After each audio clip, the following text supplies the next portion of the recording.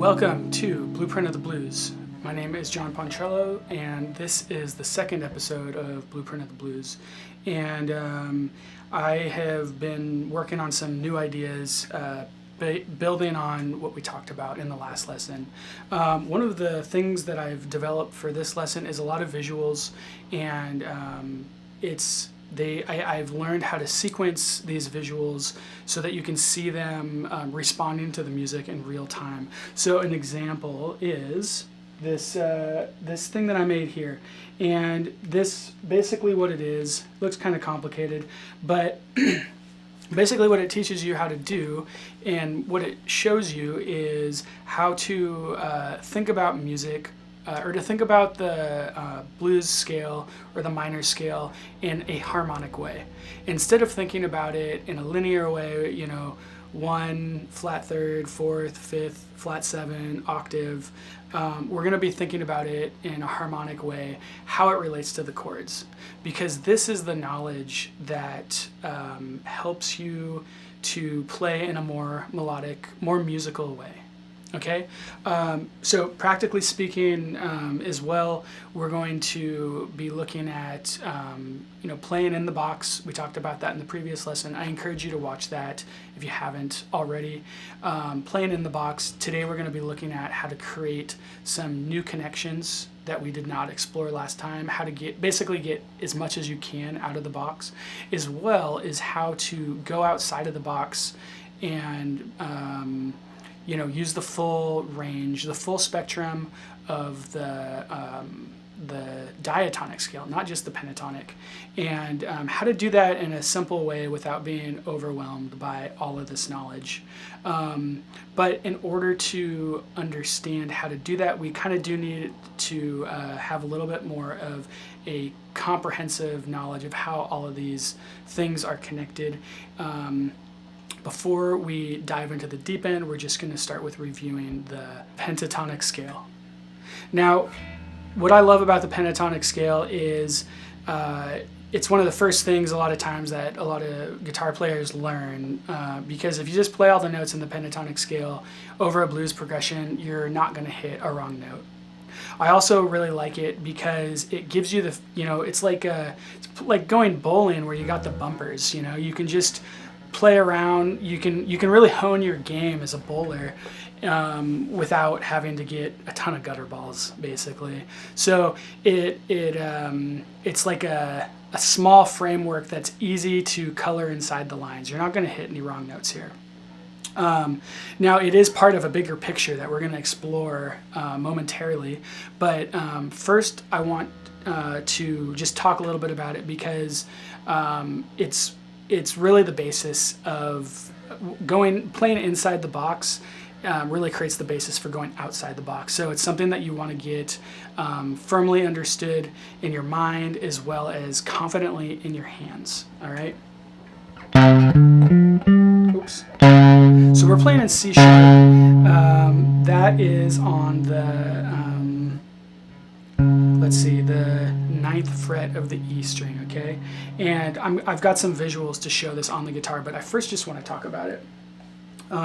So it's the root, and then the flat third, and then the 4th, and the 5th, flat 7, and octave. So next we're going to look at how this applies to the guitar, but I want to just bring to your attention, because this is going to become important in a moment, notice that there are two holes that are missing. In between the root and the flat third, there's a hole there. And in between the 5th and the flat 7th, there's a hole there. So we're going to be filling that in a moment. But right now we're just going to be focusing on how the pentatonic notes, how they can be played in the box. Okay, so we got this first box here, and it goes flat 7, root, flat third, 4th. Okay, now this next box, it's connected. So I'm going to take my third finger here, slide it up, and then we got 4, 5, flat 7, octave. Now both of these boxes are the same shape, but they have different note values in relationship to C sharp. Okay, these are all intervals distances away from the root tone, which is C sharp. Okay, so 1 is C sharp, and then all the other numbers are basically intervals away from C sharp. So these two boxes are kind of, it's like a chain link fence. They're chained together. So let's check out the next chain, and you'll notice it is a blue box, and it has the exact same notes as the previous blue box, but it's in a different place. That's because this is like the next octave up of those notes. So it is a flat 7, root, flat 3rd, 4th. Okay, next box. Okay, this one is staggered, so I'm moving my 3rd finger up to the 5th there, and it's staggered just because the way that the B string is tuned to a 3rd instead of a 4th. It's tuned to the 4th fret instead of the 5th fret like the rest of the strings. Anyway, so we've got the 4, 5, flat 7 octave, and then we got the last box here, okay? Oops. And this is another blue box. It's a flat 7, 1, flat 3rd, 4. Okay, so keep in mind, I struggle thinking about these numbers. Even though I use them all the time, it's like I kind of have to switch gears a little bit because it's become so intuitive to me. But the numbers help me map it out and create connections that then I can explore musically. Okay, that's really the whole point of it. So you can see this chain link fence pattern of boxes that are all linked together, and there's only 2 different boxes right here. There's the red box, which is, the blue box, which is flat 7 root, flat 3rd, 4th, and then there's the red box, which is the other notes, 4th, 5th, and flat 7 and 1. Okay. Now, these are the notes that create up the pentatonic scale. Now, what we want to look at is a moment ago when I was talking about the pentatonic scale, there was holes in it, and that was for the 2nd and the flat 6. So we're going to look at that right here. Okay. So now, on the fretboard, we have all of the notes in the minor scale. It's not just the 5 tones. It's not just the pentatonic. We have added in where the holes were. So now it's 1, 2, flat 3rd, 4th, 5th, flat 6th, flat 7th, and octave. Okay? Now how do we get to those notes? We're still using the box, except we're going to be bending the notes. So if you remember in the previous lesson, we were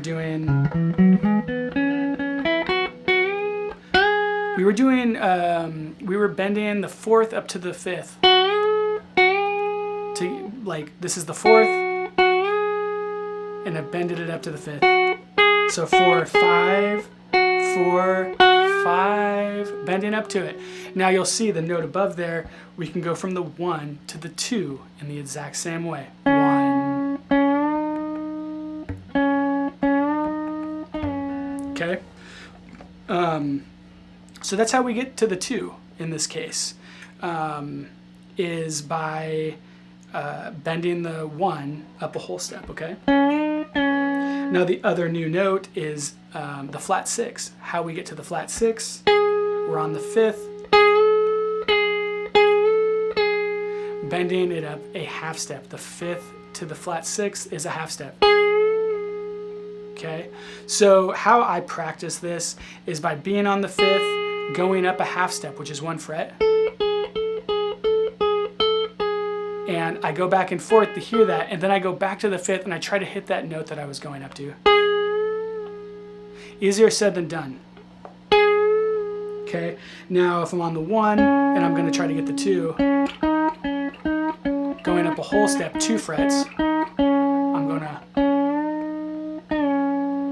Easier said than done to bend these notes with precision. This is why from the beginning with all my students I tried to teach them about tuning the guitar, because it really develops your sense of tone, which is essential for bending strings. You know, when you're using the frets, it's kind of like training wheels. You know, it doesn't matter where you put your finger in there, but when you're bending the note, it's got to be really precise. Okay, so this is something don't expect to happen overnight, but it's something to work towards. Okay, something to strive towards. Okay, so this visual here, all of these visuals will be available for you to download. So you can either go back in the video and look at them, or you know, keep your eyes out. I'll put it probably in the comments or on my website or something. Okay, so next we want to look at the diatonic scale. Now, what the diatonic scale does is it starts to give us a framework for what everything we're talking about is based off of. There's no holes in it anymore, okay? We have the full scale. This is everything that we're working with, okay? So you can see all the black notes are the pentatonic ones, the ones with the yellow background. Those are the ones that are left out of the pentatonic. Those are the ones that are outside the box, the ones that we need to bend to. Okay, but understanding the bigger picture is going to give us a more comprehensive understanding of how this is all related, which we need to see the bigger picture even though we're not going to be using it all. Okay, now what the diatonic scale helps us to understand is how to think harmonically. And what I mean by that is each note in the scale is the root of a chord, okay? So we need this diatonic scale to build all of the chords. So, and how you build the chord is basically playing every other note, okay? So we start with the 1, and then we go every other note, like 1, 3, 5, okay? Because these are triads, and like a triad, like the blueprint for a triad is 1, 3, 5. Okay, so the root of the 1 chord is 1, 3, 5. Okay, the root of the 2 chord is 2, 4, 6. The root of the 3 chord is 3, 5, 7. Okay, so I've got an image here to explain this. So you can see all the triads here. I know this is a little bit overwhelming. This is kind of the part where people are like, I'm not going to remember any of this. And it's okay that you feel that way because this type of thing takes a while to learn. But if you stick with me, this is, we're going to pare this down in just a moment, but I need you just to stick with me so you can understand the context that we're talking about. So the diatonic scale builds all of these chords. There's only 7 notes here, okay? But they're combined in different ways to create the 1 chord, the 2 chord, the 3 chord, and so on. Okay, now the only chords that we're really interested in are the 1 chord, the 4 chord, and the 5 chord. So let's take a look at that. So right here we have simplified that bigger picture, and we're only using a small piece of it, the part that focuses on the 1 chord, which is C sharp, the 4 chord, which is F sharp minor, by the way, C sharp minor, 1 chord, F sharp minor is the 4 chord, and G sharp minor is the 5 chord. Okay, now these are the notes that build up that you use in a blues progression. Okay, 1 chord, 4 chord, 5 chord. So we don't need to memorize all the notes that make up all of the chords, but we do need to know to think harmonically, the goal of today's lesson. We do need to remember the notes that make up each one of the 1 chord, the 4 chord, and the 5 chord. So the 1 chord is pretty easy to remember. The root of the 1 chord is 1. The flat third of the 1 chord is the flat third in the scale, and the 5th is the 5th of the scale. Okay, these are all notes that are in the pentatonic scale. Okay, you'll notice most of these notes are all in the pentatonic scale, with the exception of 2 notes. There's 2 notes that are in the 1, 4, 5 that are not in the pentatonic scale, and that is the flat 6 and the 2. Okay, so the flat 6 is the 3 of the 4 chord, and the 2 is the 5 of the 5 chord. This is also the point when people say, I don't get this, this is too much. But yeah, people are like, how am I ever going to remember this? But you will, because you know, really, you're already doing, you know, all the pentatonic notes are pretty easy to play over the blues. And then there's really only 2 instances where we are going to be going outside the box. So if you can just remember these 2 instances, that's going to save you a lot of time. And then over time, this will just become second nature if you continue to engage with this information. All right, so we're all queued up, ready to put some of these ideas into practice, and I just want to go over that we're going to be doing the 12-bar blues, and we're going to keep it really simple right now, just 1 chord tone for every measure. So there's going to be 12 notes altogether. So we're in C sharp minor, so we got 4 measures of C sharp minor, 1 chord. 1, 2, 3, 4. 1, 2, 3, 4. 1, 2, 3, 4. 1, 2, 3, 4. And then we're going to jump up to the 4 chord for 2 measures. 1, 2, 3, 4. 1, 2, 3, 4. Back to the 1 chord for 2 measures. 1, 2, 3, 4. 1, 2, 3, 4. Up to the 5 chord. This is the turnaround for 1 measure. 1, 2, 3, 4. The 4 chord. 1, 2, 3, 4. And then 1, 2, 3, 4. 1, 2, 3, 4. Okay, so that is the basic 12-bar blues. Now, we're just going to put 1 chord tone for each one of those measures. So I'm going to go through that. So for the first measure of C sharp minor, I'm going to be hitting the root here, the 1. Okay, for the second measure, I'm going to jump up to the 5. All right, then I'm going to jump down to the flat third for the third measure, and then back up to the 5. All right, so that was the 4th measure. Now we're going up to the 4 chord. All right, so we're on 5, so we're just going to bend up to the flat third of the 4 chord, which is the flat 6. And then we're going to let that down to hit that 4, the root of the 4 chord. And then now we're back at the 1 chord and we're hitting the 5th. And then we're going to go back to the 1 of the 1 chord. And then we're jumping up to the 5 chord now. So we're going to jump up to the 2. We're going to bend that 1 up to the 2 to get the 5th of the 5 chord. We're going to let it down. And the 1 is the 5th of the 4 chord. And then we're going to go back to the 1 chord and just be hitting the root there. All right, so I'm going to take us through this, and it might seem a little complicated at first, but just try to play along, all right? 3, 2, 3, 4, 4, 2, 3, 4, 4 chord, 4 chord, 1 chord, 1 chord, 5 chord, 4 chord. All right, 1 chord, here we go. 3, 4, here we go.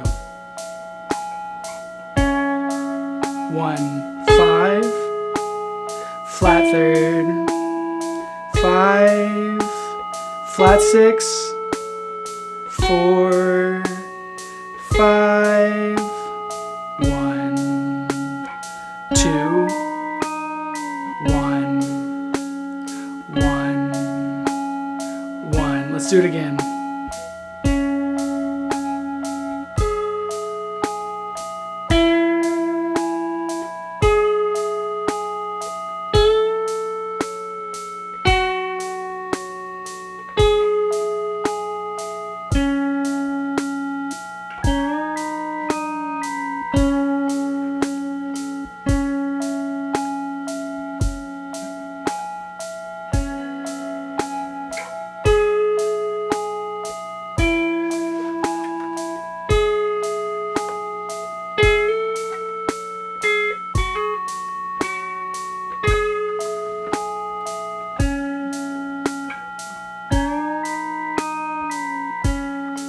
going to make a loop here.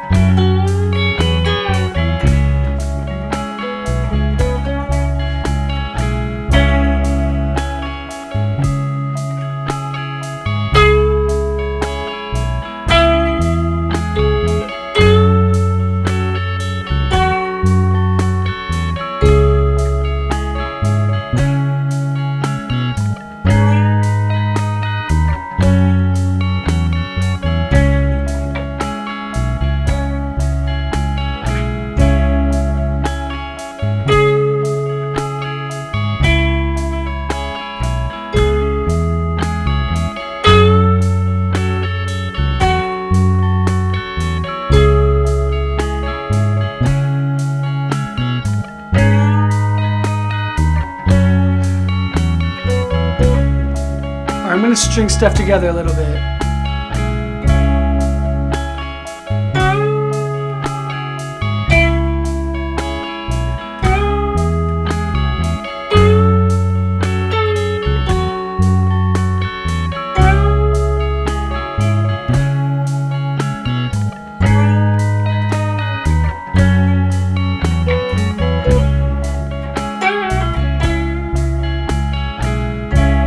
I'm going to bend that fourth up to the fifth.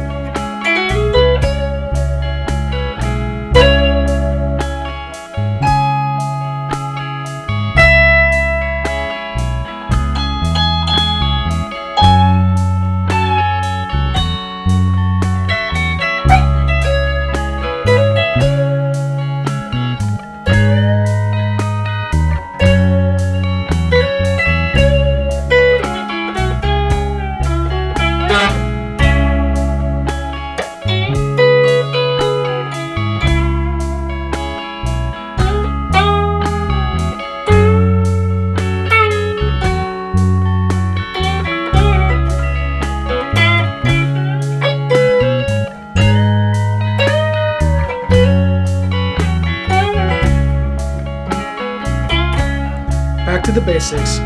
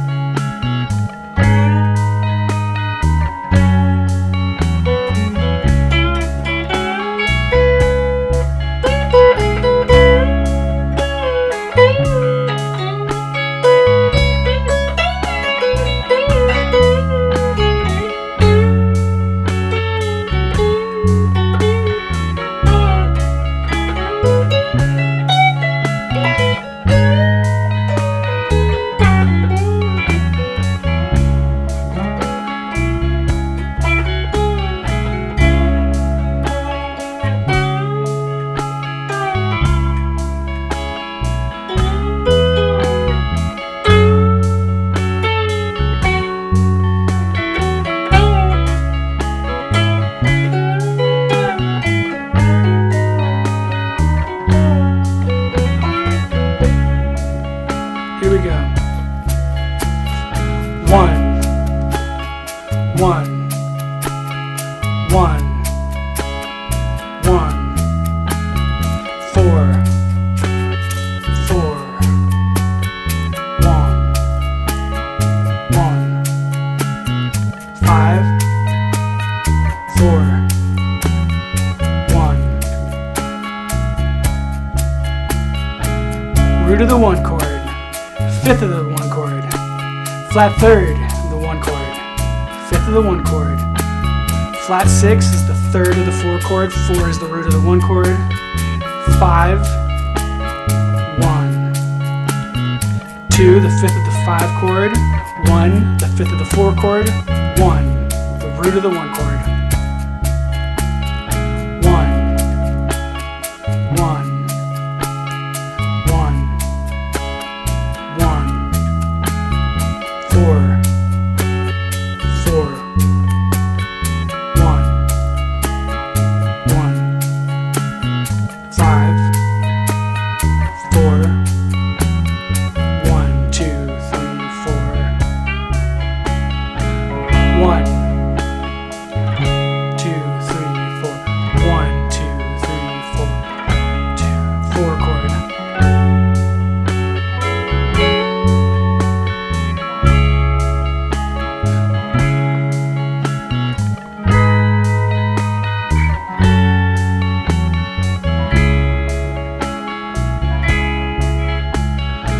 1, 5, flat 3rd, 5, bend it up to the flat 6,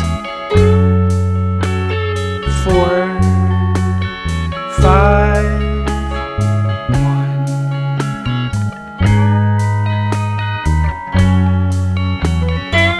1. This time, every time there's a 1, use the 4 to bend it up. 1, 4 up to the 5, let down flat 3rd, bend up that 4 to the 5th, flat 6 to the 4,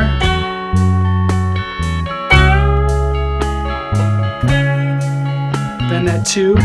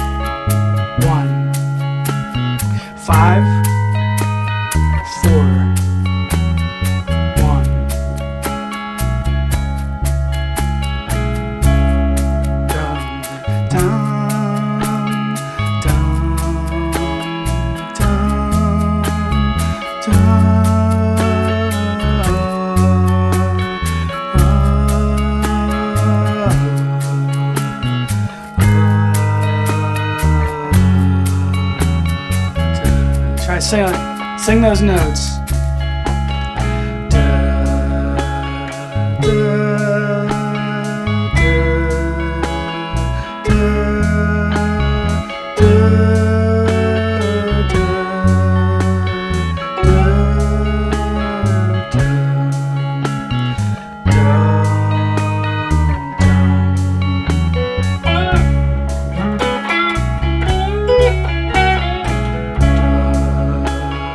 Da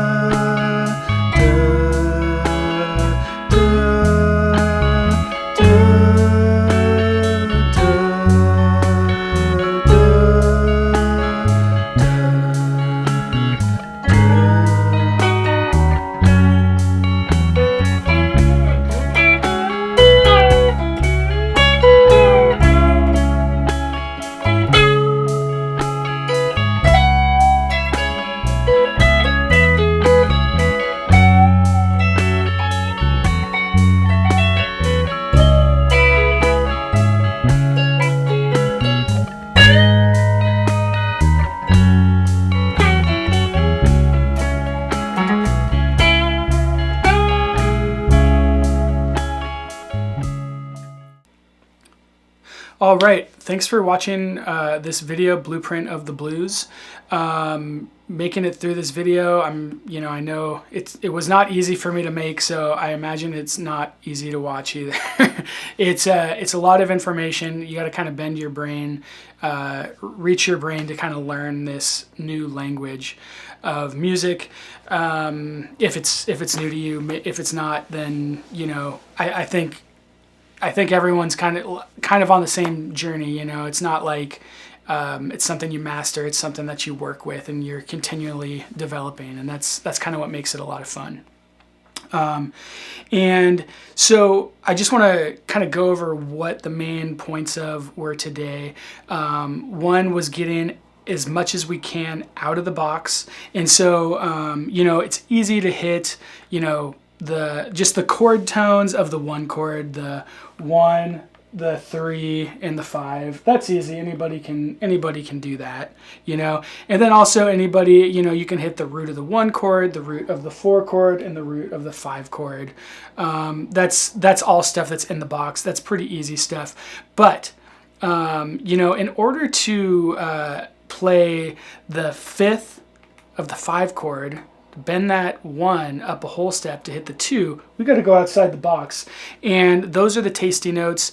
That's the pepper, whereas the pentatonic, that's like the salt, but when you go outside and you hit the 2 and you hit that flat 6, that one's like it's like a hidden trap door, bending that 5th up to the flat 6 a half step to get the flat 3rd of the 4 chord. That's really amazing, I think.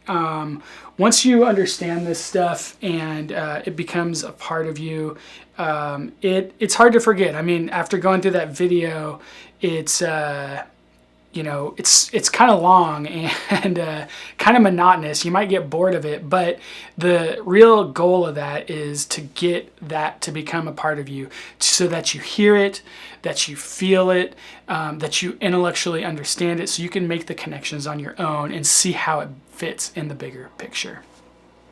So really the bigger reason that I made these videos is not just to show you this, but to really show how understanding how something works gives you some tools to open creative doors, in that you can, these are the ingredients, you can combine them in your own way.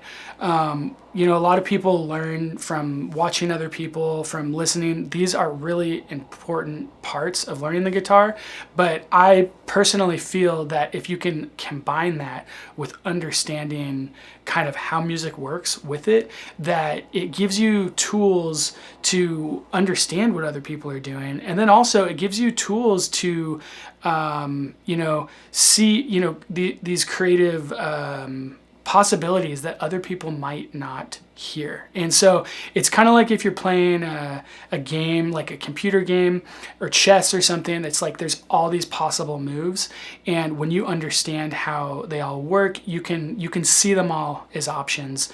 And the other thing about understanding how music works is it can help you know what to practice. It can help you know what things need to be confidently in your hands, okay? Because if you don't know, then you're playing by ear, and you can be limited by that. Whereas by understanding these different pathways, it can lead you to a conclusion that would have been hard for you to come up with if you're just playing by ear. And I'm speaking from experience because I've played guitar a really long time, and I've taught for a really long time. And it wasn't till many years through my, having been teaching, that I really realized I was missing some bigger pieces of the puzzle. And, they were things that I would stumble upon sometimes, but I didn't really understand how they worked. And so for that reason, it was hard for me to recreate them on my own.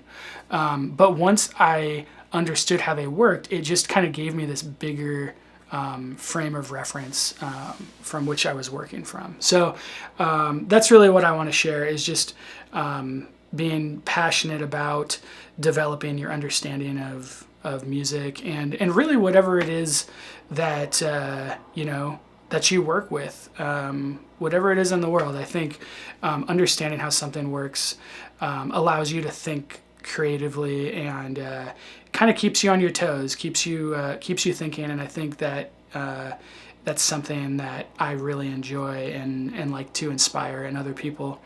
I know for some people it's like it seems overwhelming to want to learn this, or you know, there's all these different things that can get in the way of you know, you feel like you won't understand it or it's too difficult. But I encourage people just to take baby steps in the direction of understanding, and yeah, it just can give you so much perspective and wisdom. So anyways, that's all I got, and hope this inspired you in some way, and that it helps your guitar playing in some way. And hope you tune into some of my future videos, which I hope to make. All right, thank you.